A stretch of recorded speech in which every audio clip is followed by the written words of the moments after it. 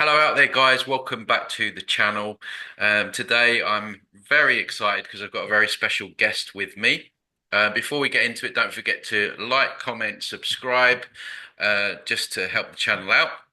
Today, guys, I have got Amelie Gillerat. I was just trying to pronounce that off camera to see if I did it right, but I've probably still messed it up. It's Amelie, okay. Amelie's an astrologist, but not your normal astrologist. We don't have normal astrologists on the channel. We had Ola Wolny before, who's great, but Amelie's going to give her take on things. She's got a website. She reads the stars.com. I can vouch for her work. I've had a reading, but we're going to get into how she sees astrology, how it ties into the matrix coding and all that wonderful stuff. But it just helps us understand more. So, without further ado, Amelie, how are you? I'm very well, thank you, Tony. How are you as well? I'm doing very well as I could be in this crazy place. So, not Yeah, for sure. Well, yeah, first of all, thank you very much for having me on your channel. I was very much looking forward to this and excited to share. Do have a little bit of a presentation that I will bring up a little bit later on, yeah, but I'll definitely start by introducing myself. I've got a little bit of a backstory, especially how I got into the kind of astrology that I do. It isn't very mainstream at all, as Tony kind of prefaced. So it took some rabbit hole deep diving to kind of discover. And basically, what I call it is true sidereal astrology. Basically, if you have seen the previous videos that of Ola Wolny being on the channel with Tony, she described it very well that tropical astrology or mainstream Western astrology is outdated. It's a frozen system and it no longer aligns with the actual current sky and what astronomers would track in the sky with telescopes.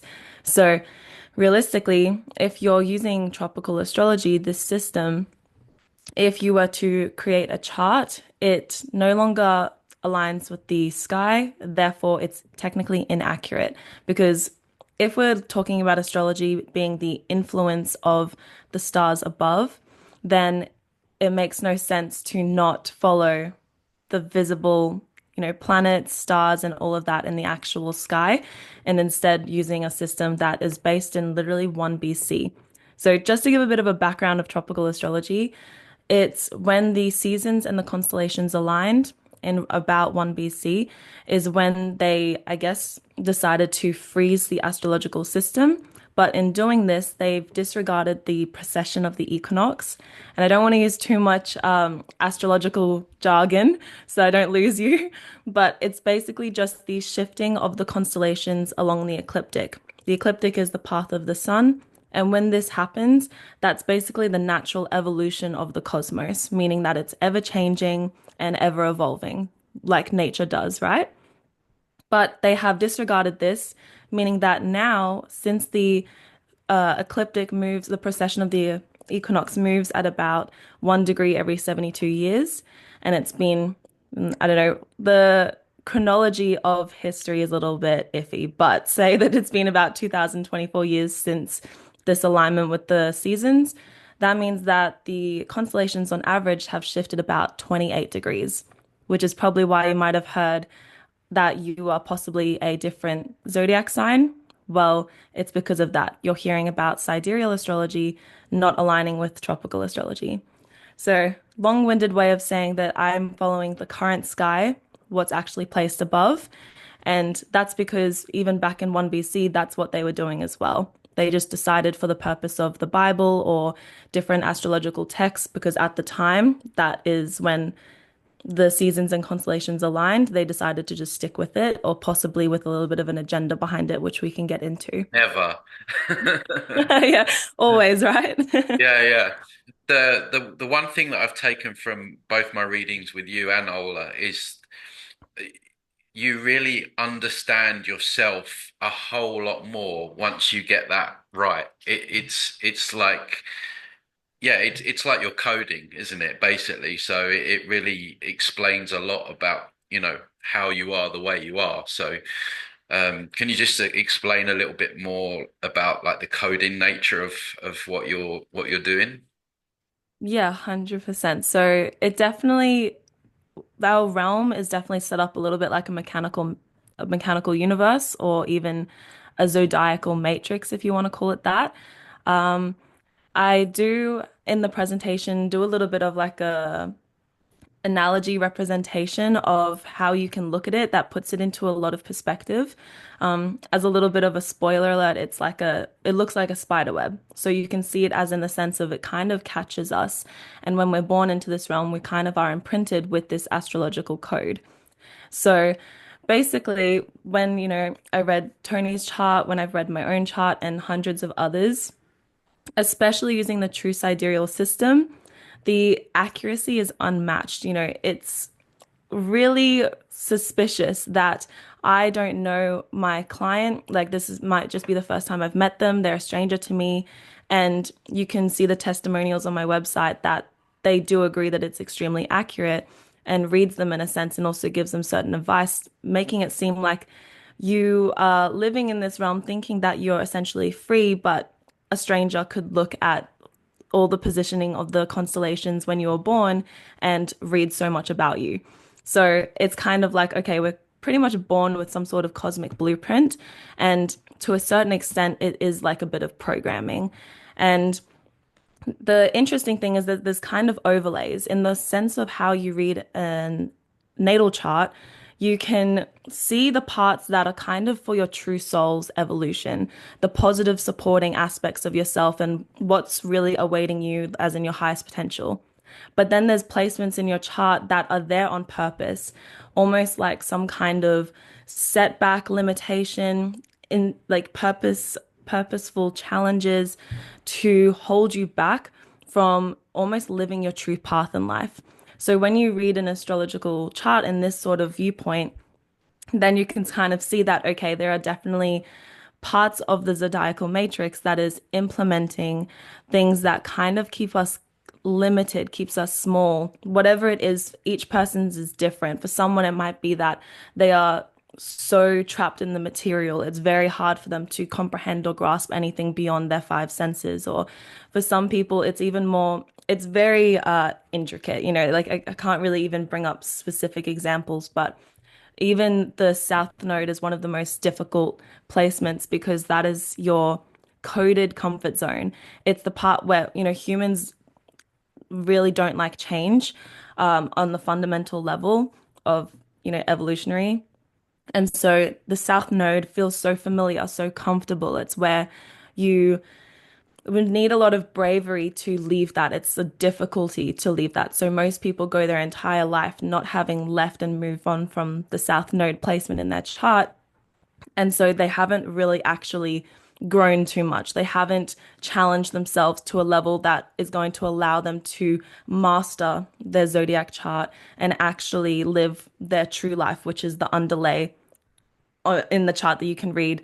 That is currently everyone's born with it covered by other overlays that are kind of archonic, if we can get into that a little bit. Yeah. Yeah, sure. I mean, I think that this realm is has been overlaid. I think it's like a copy. Um, Mm. I talk a lot about the chakra overlays, the chakras being another overlay. Um, and I definitely feel that our astrological chart has also been overlaid as well. I feel Yeah. that's what's happened. We've got our initial blueprint or our initial coding, as you say, and they overlay it with all this other BS stuff. So I found that very interesting when you mentioned that as well. Yeah, no, definitely. And a lot that I do learn is just from experience of reading so many charts. Like it's what I do. And the more that I read them, the more that I get experience of even talking to people about their chart, the more that I learn and discover. Because a lot of what I do isn't even from, an astrological teacher. I learnt the fundamentals of astrology through a school, but when it comes to the extras of what I know, it's from research, looking into ancient texts and books. And what's very fascinating is, I mean, I might as well just open the PowerPoint because I feel like Yeah, I'm just going to yeah. get ahead of Let's get into myself. it. Yeah. Yeah, I'll open this up.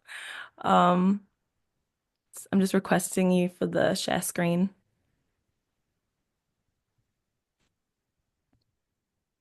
Okay, I've accepted. Okay, perfect. Okay, so Can you see that all right?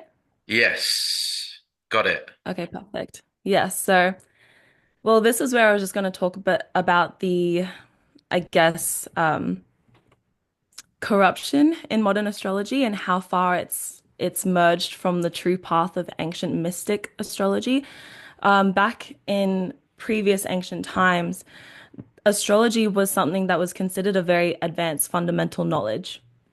And science literally means knowledge. So, according to etymology from the Latin word scientia.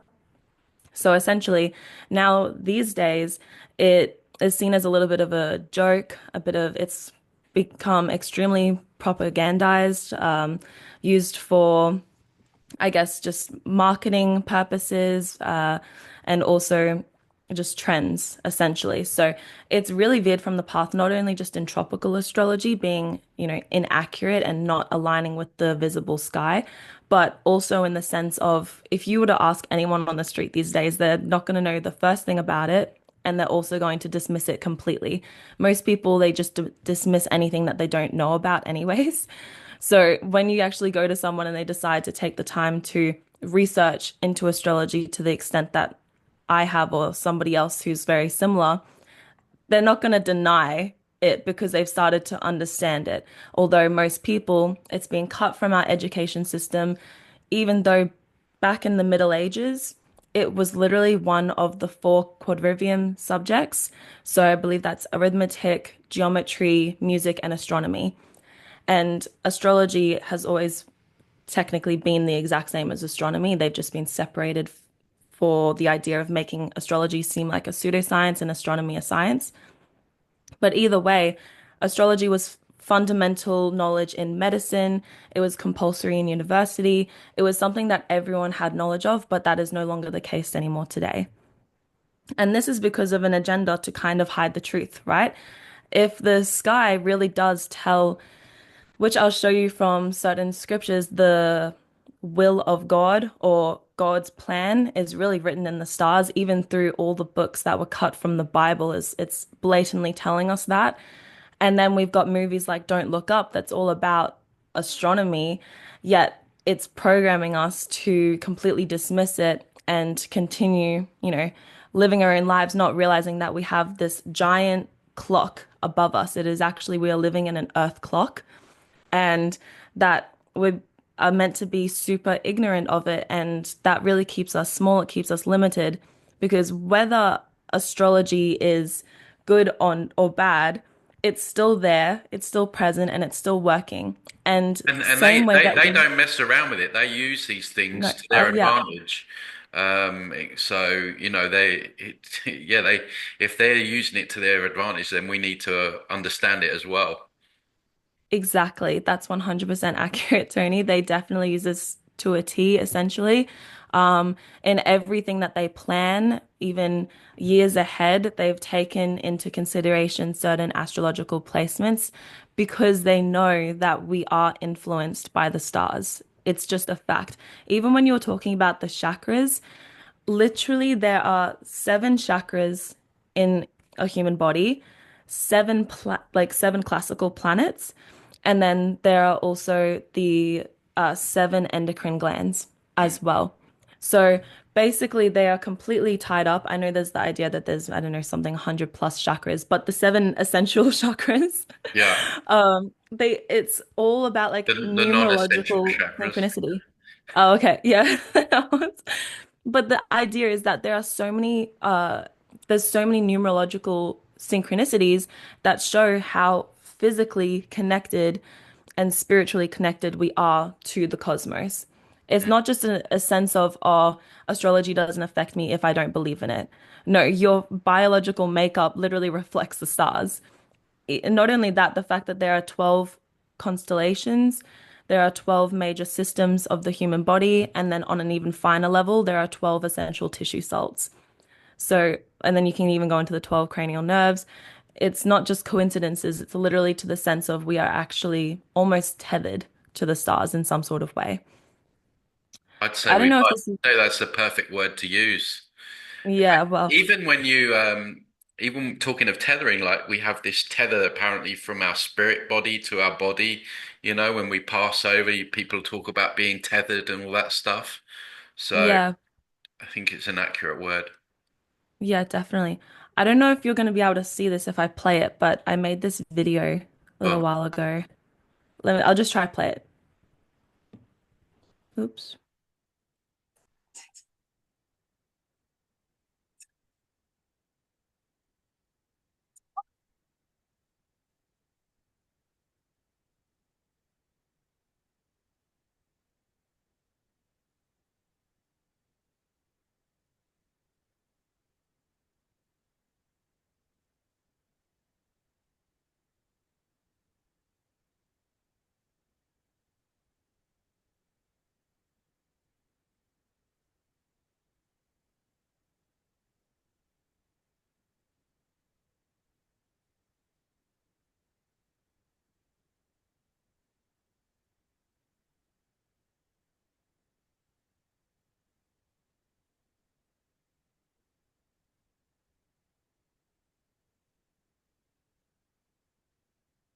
Could you hear that? no, nothing came through. Oh, okay. Yeah. Well, I could hear it. Oh, right. Oh, that's a bit of a bummer if you couldn't hear it, but No, we might be able to sort something out. I could probably send you the video. yeah, But yeah. yeah, well, that would be a little bit controversial to see, of course, with the geocentric Earth model. However, the idea still stands that the zodiacal wheel and matrix is like a clock, and Earth is really set up like a giant clock where the sun tells the time, moon tells the day, stars tell us the month. And we also have what's called the Great Year Cycle, which is defined by the constellation that rises on the eastern horizon on the spring equinox, which is in the northern hemisphere. And that tells us our current age. Currently, as of this year's spring equinox, the Piscean constellation was rising on the eastern horizon. But we are approaching a time when the Aquarius constellation will rise then. And that's when we'll be marking, saying that we are in the Aquarian age, which astronomically hasn't started yet. But the idea is that the precision of the ecliptic is the clockwork of our time, and this is really fundamental to know because it is a major truth that is being hidden from us on purpose. Because if we really knew the truth of the idea that Earth is a giant clock and the sense that, it kind of resets itself every so often, that's a major truth that would really, if that got out, it would just change the world, honestly. Hmm. Because it's something that our ancient ancestors knew about Is and that what told us about. So, like the Mayans were talking about the reset? Because they've got the yeah, clock, I think, haven't they? yeah, every culture essentially talked about how Earth does reset every so often, kind of like a chessboard game or however. And no one can ever predict when it would be, but you can have like rough ideas, Okay. but no one knows like how or when or whatever. But the essentials, it's the kind of the idea of the Plato's Great Year, the gold, silver, bronze, Iron Age, or the yugas in the Eastern religion. They're all kind of very similar ways of telling us that Earth has different ages. And even in Revelations in the Bible, where it says, things like end of the world, when you look at the etymology of the word world, it literally means age of man. So it's not Earth getting destroyed, it's just an end of an age and the beginning of a new one. Okay. So again, we're looking at the same map here, but it's because when you overlay it and you look at it like this, because there are 12 hours on the clock, 12 constellations, and you can divisibly segment the map into 12 sectors, they are undeniably similar, especially in the sense that if you want to overlay it like this, where this is Earth, this is the zodiac wheel, which is a perfect circle, by the way. That's why it does look like this, because when you look at it in the sky, it is a perfect circle. And then the very center point is the North Pole and Polaris is in the sky. So it's like symmetrical. It's perfectly overlaid, which just shows us that it was definitely designed.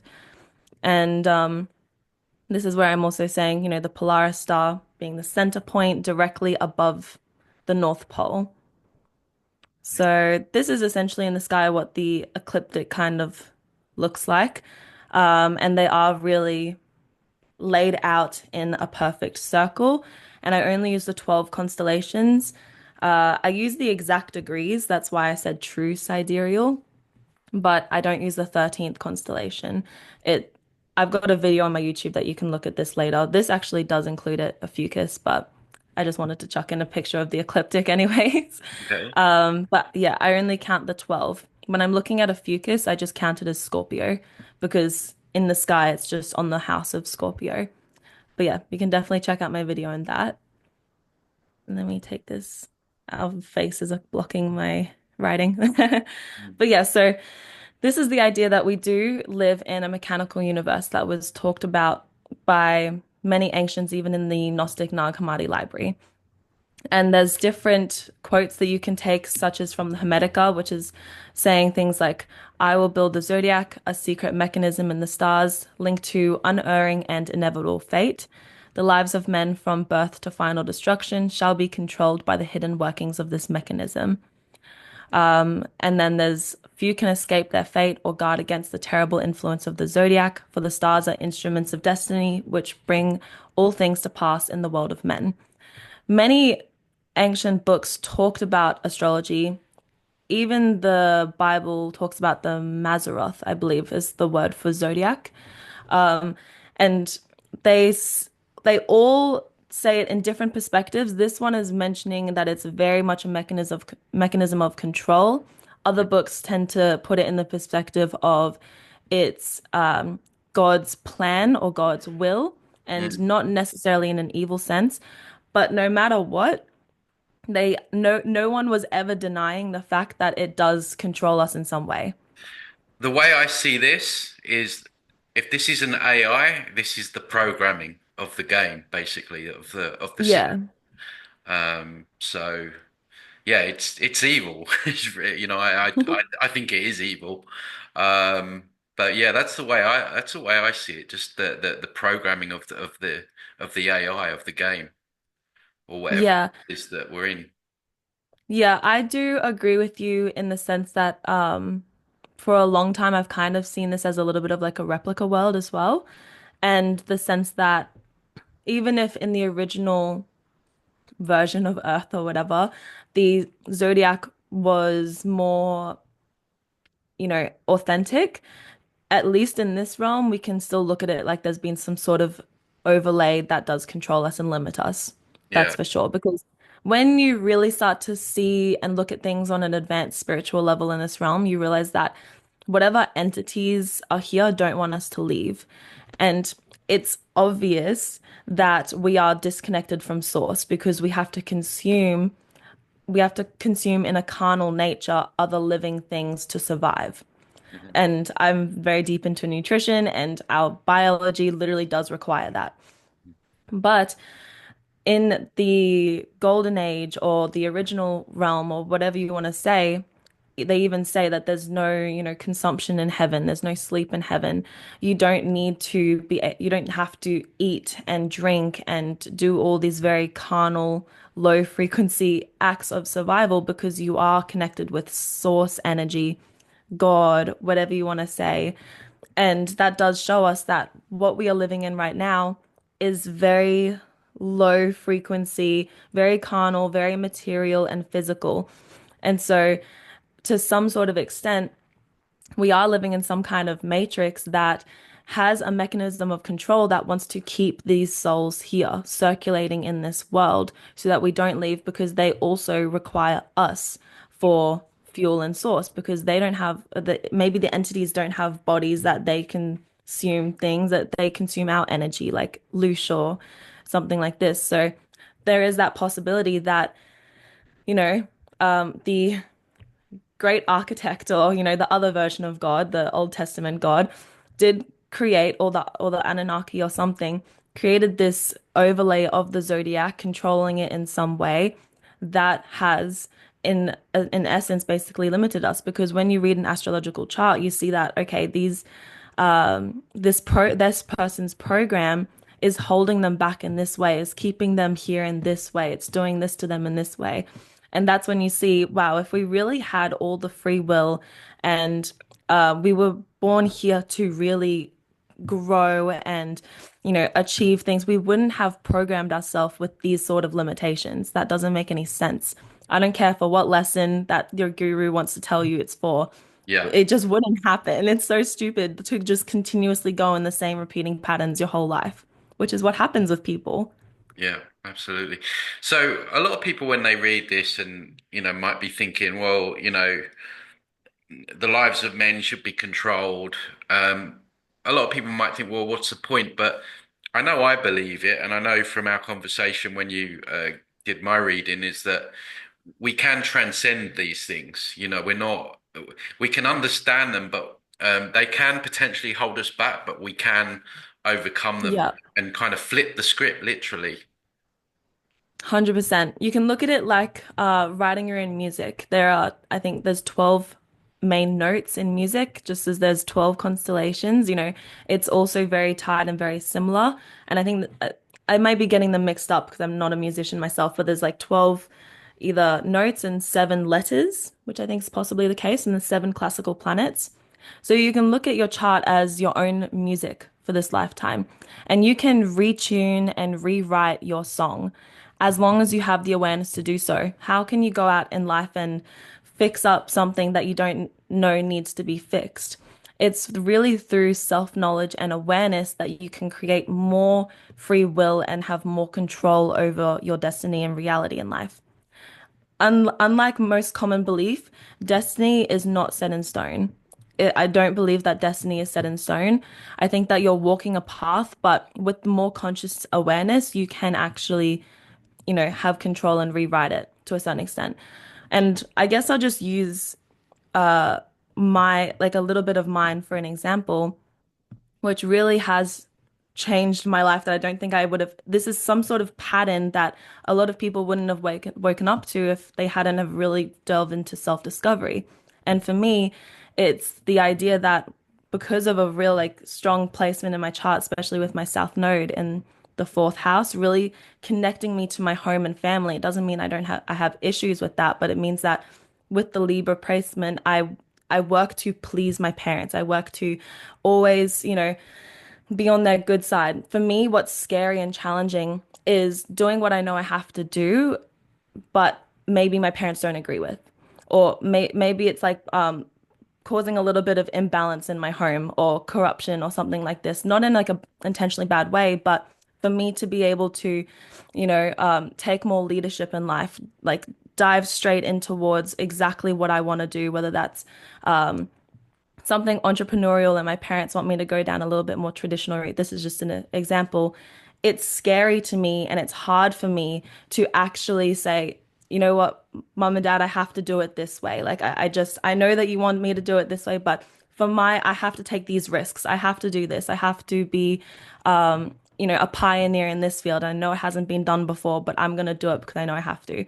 The thing is that if I didn't have, I don't know how long I would have kept going in the cycle of constantly trying to keep the harmony and balance at home and with my family, which would have been keeping me away from the possibility and the future path that I could have been living in so many different avenues, not just with work, but in, just taking leaps in life and living free, because the Matrix wanted to keep me small by keeping me always living at will by my parents, always asking for their advice before I make any decision, always, you know, me seeing my parents on a pedestal to the point where I can't actually go and do this because I feel like I need their approval first, no matter how old I am. A lot of people without the self-awareness and self-knowledge would keep living in whatever the cycle is for them, which is keeping them away from their highest potential, which is keeping them away from bringing to the world what they were here to bring.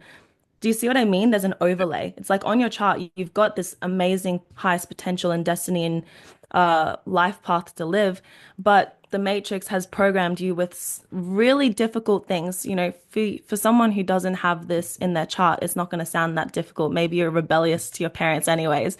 But for me, it's very hard.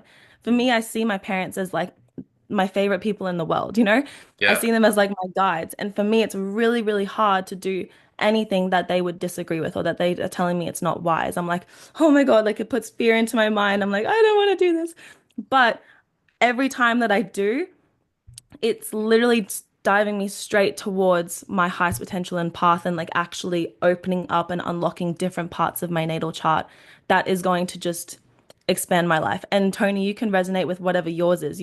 I don't want to say yours in detail, but basically it's just like you've had things that hold you back, but you've had to have the confidence to overcome, to step into know what you know that you need to do, and it's just opened up so many different doors for you.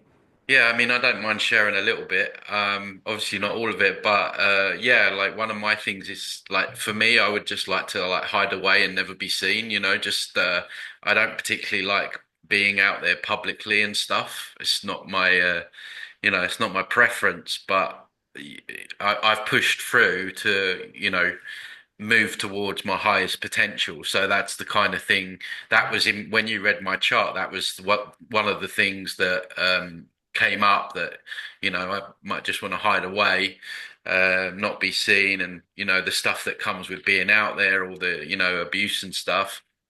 Um, but yeah, I've pushed through that and yeah, I'm more aligned with my highest potential. So that's, I guess, another example of how we can Hmm. transcend our charts. They don't actually have to own us. Yeah, that's exactly right. Like, and everybody has their own south node, north node placements that it resonates. And a lot of people, like I was saying with you, Tony, you're very advanced. You're an advanced soul because coming onto the call, you've already actually done so much in life that has propelled you away from the south node. So naturally, you're already a very advanced being in this earth and have come in with more conscious awareness in this lifetime. But for a lot of people, they could be well and truly into their life and they still haven't had the bravery to break free from their South Node placement that's holding them back so much. And so that's when it takes, first of all, awareness and then it takes action to actually follow what you need to do to be able to rewrite your music and rewrite your song. So you're never going to necessarily chuck your zodiac chart in the bin. It's always going to be there, but you can actually rise above it and you can master your own zodiac and master your own chart for sure. And I think when you understand yourself on your coding level, I don't know, I just like to refer it as No, coding. yeah. When you understand yourself at a coding level, then it just makes things more easier. You like when like you understand why you react like you do, why things hurt like they do, because you understand, well, this is here in your chart and that's part of it. So it's almost like you can detach a little bit from perhaps Yeah. the heaviness of your chart. So 100%. Yeah. And it is easy to look at it like a code and a program because, I mean, that's what it is. yeah, But exactly. yes, basically, this is where we come into my little bit of a spiderweb analogy for the zodiac. Right. That essentially you can imagine yourself like a fly. I know it sounds gross, but flies are what get caught on spider webs. So I know that a soul is much more beautiful than a fly, but essentially, this is imagining yourself coming into this realm and then look at the spider web like the zodiac wheel. Now, first of all, they look extremely similar. And also, flies are basically what get caught on the spider web. So basically, it's like upon birth, whatever's going on in the cosmos at the time of your birth, where you are in the world, and on the date, that is basically snapshot and imprinted. So you can almost imagine yourself walking around with like this wheel above your head because it's imaginary, but that's practically what's going on. We've literally been imprinted with what's called a natal chart, which is just the snapshot of the sky at the time of your birth. Now, this is one way to look at it because a fly gets caught on a spider web, and then same way as our soul almost gets imprinted by the zodiac web. So that's the way that I put it that can make it a little bit more easier to comprehend. And it's the idea that, well, I guess you can, it depends what way you want to go. I know that the spider eats the fly. That's not necessarily what happens, but with the soul. But, whether the spider is the demiurge or the great architect or whatever, just think of it as like the master controller of this zodiac that you've been imprinted by. So there's also, as I mentioned, there's a major connection between ancient scriptures and astrology. The Bible has been extremely orchestrated because we know a lot of books have been removed. So a lot of modern Christians today and through all different religions, because they're extremely similar and interconnected, but they basically don't believe in astrology at all, and they think that the Bible condemns it. However, when you go to look into all the different books that have been removed from the Bible, they extensively talk about astrology as very relevant, very real, as kind of like God's plan, God's will, the will on earth. There's even the prayer, who art our Father, who art in heaven, hallowed be thy name, thy kingdom come, thy will be done on earth as it is in heaven. That's literally talking that the heavenly kingdom is reflected on earth the exact same way as it is in the heavens. It's kind of an astrological prayer to a certain extent. The idea that God's will in heavens is reflected on earth, same as the Hermetic principle as above, so below. It just takes research within. But Gnosticism is interesting because it's one of those religions of the kind, not an official religion, but I don't know what you want to call Gnosticism, to be honest, but like a group of people of the past who had a certain set of beliefs that was a little bit pessimistic, but can become very relevant when we're talking about astrology in the context that I'm talking about today.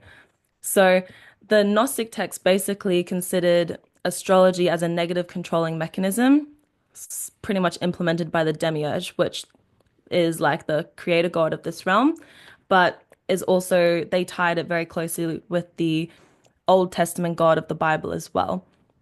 So their ultimate goal was to be freed from the wheel of fate by stars in virtue of gnosis. And gnosis basically just means knowledge, which is what we're talking about, how important self-knowledge and awareness is. And in Gnosticism, the Archons, which in Greek means ruler, are considered malevolent, sadistic beings who control the earth, as well as many of the thoughts, feelings, and actions of humans. So the idea is that they assisted the demiurge with the creation of the world and continue to help him administer his oppressive rule. And that astrology is supposedly a useful tool to help you know yourself and identify past things. Now, karma, I'm not even going to go into that, but I don't necessarily believe in karma the way that other people believe in karma. Yeah.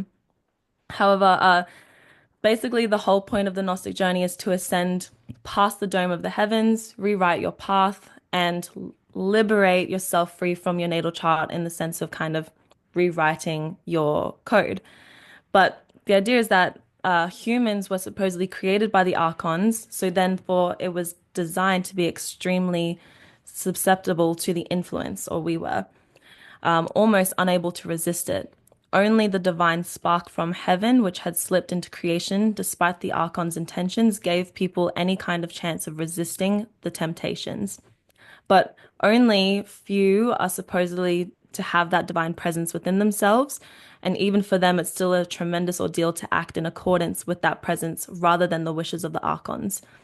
So basically, most people are just puppets of the Archons living by their code and programs. Now, to sum it up, that's just to give a little bit of an idea of how astrology is talked about in the Gnostic Bible. Well, I just called it a Bible, oh my God. But but the idea that they did talk about things like karma and everything. However, essentially, there are seven archons and seven classical planets. Then there are the 12 aeons and 12 constellations of the zodiac. So here again, we have very synchronistic numerological connections in this, I still didn't even know what to call it, in this belief system. And the idea is that the Archons are kind of considered the planets that control the humans. And again, we have these planets imprinted in our body through the endocrine gland system, like the pineal gland, the okay, well, I don't know why this Pituitary, the pituitary, pituitary, yeah, the pituitary. I was like, wait, I'm thinking of the pituitary as the endocrine gland. But endocrine, yeah, anyways, hormones. mind Um, wipe. yeah, that's right, it's happening. But yeah, so basically the idea is that we are extremely connected within them and that we essentially, even with the divine spark, as they called it, they had like the three types of man idea where there's just the animal man, which is kind of like just running on instinct, survival mode, animal mind. There's not too much higher thinking going on. Or you can, like a little bit like an NPC. This is just their belief systems. And then there was the souled man, which is basically there's a soul, but it's kind of from this realm. And then there was the divine spark man, which is kind of like having a Christ spirit within that is very much from the external world. So that's those people that seem to just be able to comprehend things from outside of this world that other people don't seem to be able to comprehend. So that's their belief system. And what they're saying here is that the idea was to be able to rise throughout this realm, which is kind of by resisting the temptations of the zodiac. Because it's very easy to just be a puppet living your life by the code and programs of the zodiac. It's kind of difficult to have self-awareness and take the narrow path to, I guess, like neglect all the controlling aspects of the zodiac. It's typically more difficult. But again, I kind of got ahead of myself here, representing the seven archons and the seven planets. But there's also many different synchronicities with the idea that there's even the 7 days of creation, there's the 7 days of the week. They all extremely closely entwine each other. And there is the idea that in ancient thinking, each planet occupied one of the seven celestial spheres or layers of the sky. So therefore, one of each seven archons ruled over their own celestial sphere. So that's a further way for the archons to inhibit people's spiritual progress.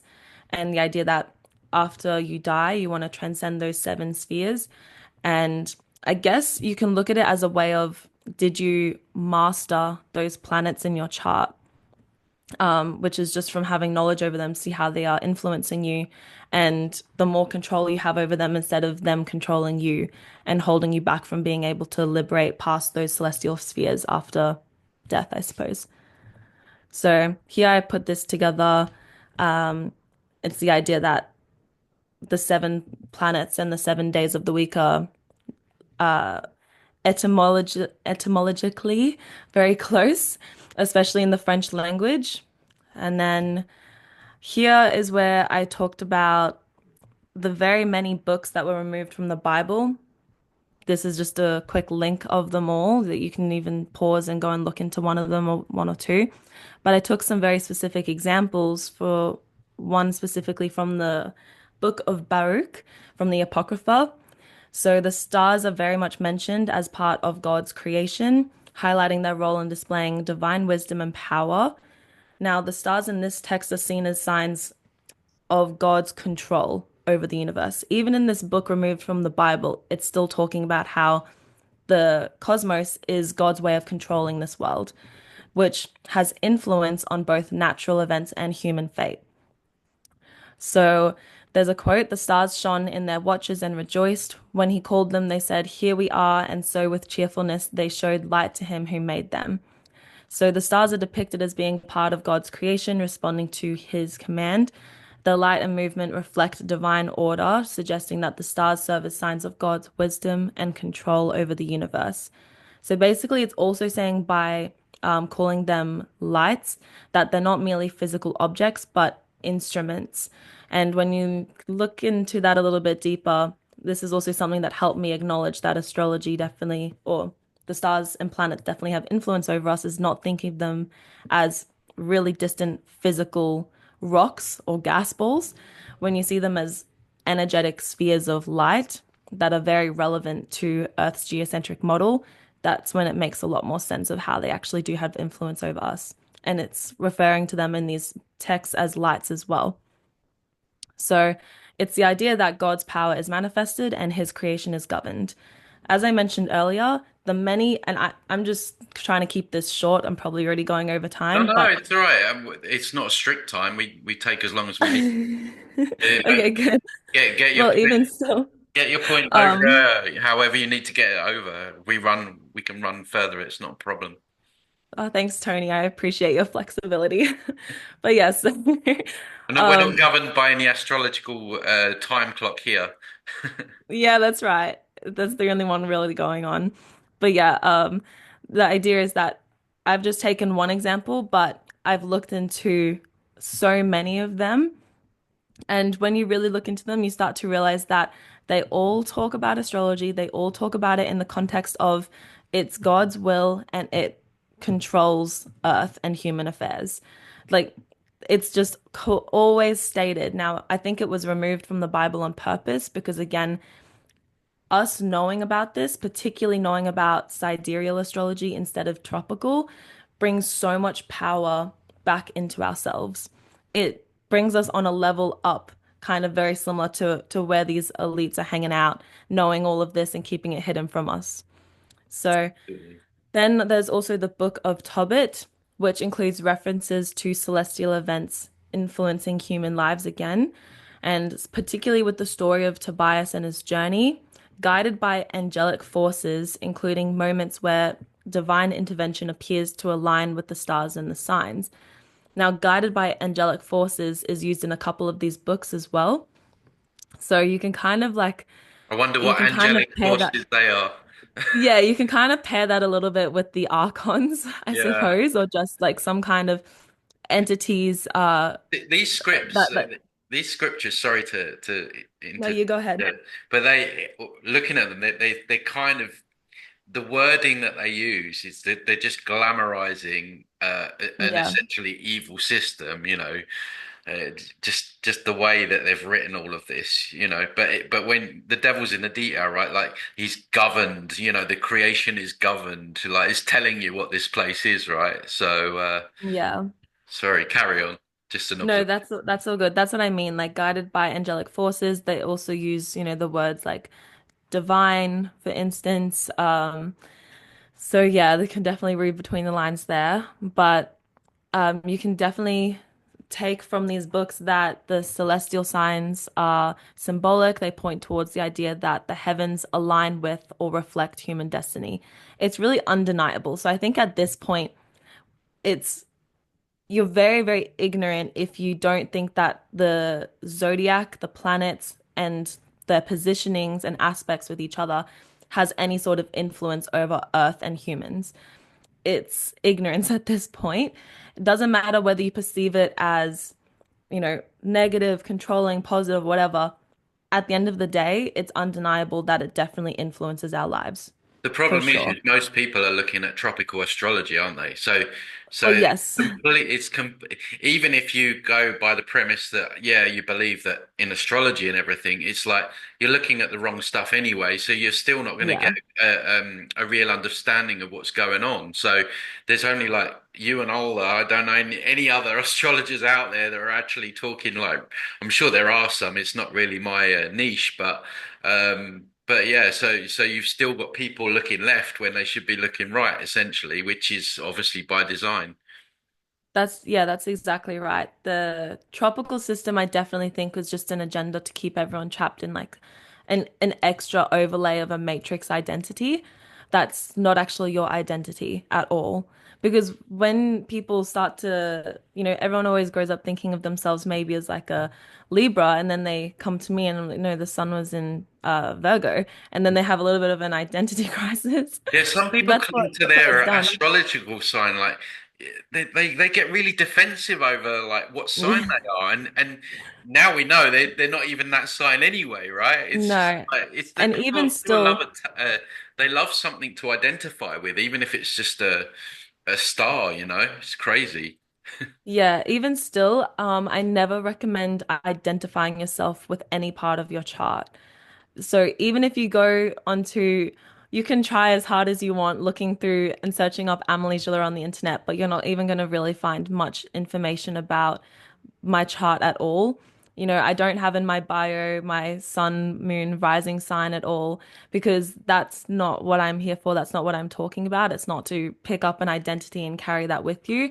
It's just to have awareness of, okay, well, what sun was the constellation in when I was born and how is that influencing me? Okay, was it aspecting Saturn or Pluto? How's that influencing me? What house is in? That's the way to really see it. It's not to claim an identity based off that placement because that's only strengthening the tether and strengthening the influence. Mm. And I think when you look into terms of like soul, the soul trick and everything like that, we need to be detaching from all these earthly things and earthly concepts. So that's another one that you can add to the list, really. Yeah, exactly. And then the last slide is just going back into how a lot of us know that ancient architecture was extremely, very much built in alignment with astrological constellations and placements. So, that they built structures in alignment with stars, planets, other celestial phenomena, and that these structures very much reflect a deep connection between the heavens and earth, revealing that astronomy and astrology were very much central to the spiritual, cultural, and political life of these ancient societies. It's undeniable that when you go through so many different ancient architectures, one, they were built with fractal geometry, which is the inherent pattern all through nature. It's kind of like the pattern of infinity. It organizes chaos into order, which is what the fractal geometrical mathematic code is. And they built architecture in alignment with that. Whereas today we see a lot of architecture built with basic shapes, such as the square, that we live in a lot of square shaped buildings, which in ancient society, they never built with plain square shapes because they knew that that traps energy and limits potential.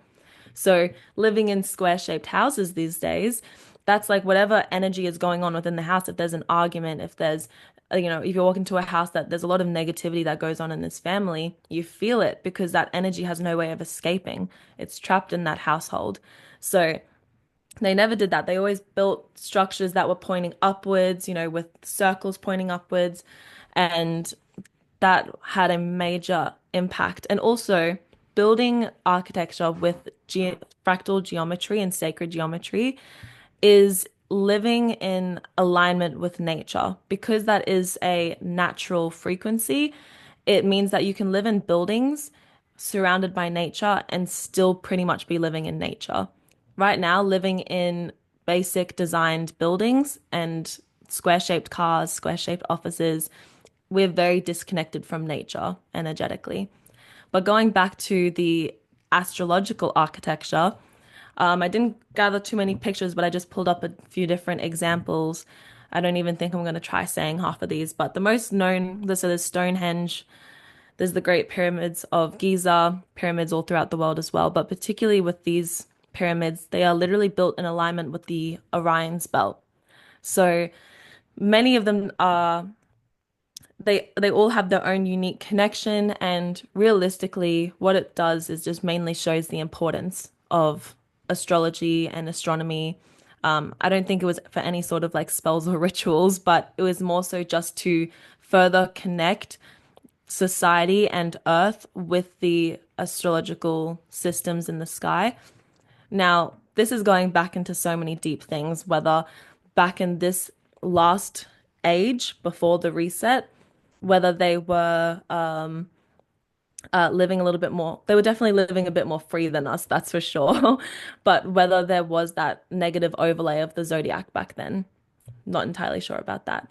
So it really depends. But either way, we have been completely disconnected from the astrological truth and reality of this realm, particularly for an agenda just to keep it hidden and only used by the elites of this world.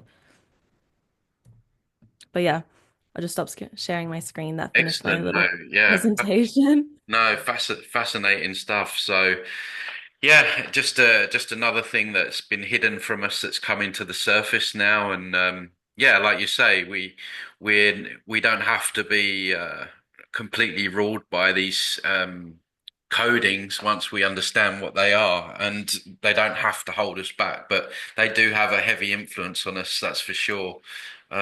So Yeah, yeah, exactly. fascinating stuff. Is there anything else that you wanted to mention, or anything parting message that you wanted to give people around your work, or how people can empower themselves? Um, yeah, well, A plus listening skills, Tony summed it up very well. But yeah, so I guess basically like just to be able to relate with some of you, I grew up not believing in astrology at all. I never thought about it. It didn't even cross my mind. It was just something that I honestly didn't know anything about. So it took me a little bit of time to actually get into astrology myself. And that's why I take pride in the idea that, okay, I'm studying astrology or I'm practicing it, but I'm not actually a mainstream astrologer, anyways. What it took me to sort of comprehend that there is actually an influence going on in this world and sort of a mechanical universe that we do live in was through a few different steps. And to summarize that, it was essentially I was like, okay, I'm just gonna look into my tropical chart. All right, that didn't resonate. In my tropical chart, I'm very much water and earth. And then in my true sidereal chart, my elements completely switch and I'm very much fire and air. And once I discovered my true sidereal chart, that's when I was like, okay, no, this makes sense. Like, how is it this accurate? And that's how I started to realize that, okay, tropical is definitely not true. And all Eastern societies still use sidereal astrology. It's also known as Vedic astrology. And it's just following the current sky. It makes so much more sense. And it always aligns and is more accurate, especially when you're looking into your polarities, your the cross that you bear, like in the Bible when it talks about Jesus said, pick up your cross and follow me. It's the three modalities, the cardinal, fixed, or mutable cross. So depending on what constellation the sun was in, that's the cross that you were born with. Now, even just knowing your cross has such an important aspect. It's just your sun sign and the modality that it is has such an important influence on your life and how you approach your life from an esoteric standpoint. Because again, without knowing these things, without knowing your chart and the cross that you bear, you're really limited in life because you're just going to keep going and living the same patterns, having the same difficult challenges that with awareness and with some different changes and like a path that you realize you can follow, you can really overcome that. Like Tony said, you can rewrite your own music. You don't have to live by the will of the matrix. You only do that if you're just a sleepwalker. But through knowledge of astrology, you can become a lucid dreamer. Like you really can. You can actually consistently learn how you can have more control over your light and your fate, life and fate for sure. That's why they call it willpower. I think you inject your will, your intention on this matrix on your life, then I definitely feel that you can transcend these things. So yeah, fascinating stuff. I could talk to you for hours about all of this stuff. Yeah. Guys, check out Amelie's website. It's she reads the stars.com. I'll put all the links in the description. You got a YouTube channel as well, right? Yeah, my YouTube channel is just Amelie Gillerat. Okay. I'll put If all you the can figure links. out how to spell my last Yeah, name. yeah. I can't even say it, let alone spell it. Yeah. I can speak a bit of Spanish, but my French isn't too good. So, Oh, um, that's okay. well, it's great having you on. And yeah, Yeah, like I said, thank put the you. links in the description below. Guys, don't forget to like, share, subscribe, and yeah, uh, thanks for watching. Thank you.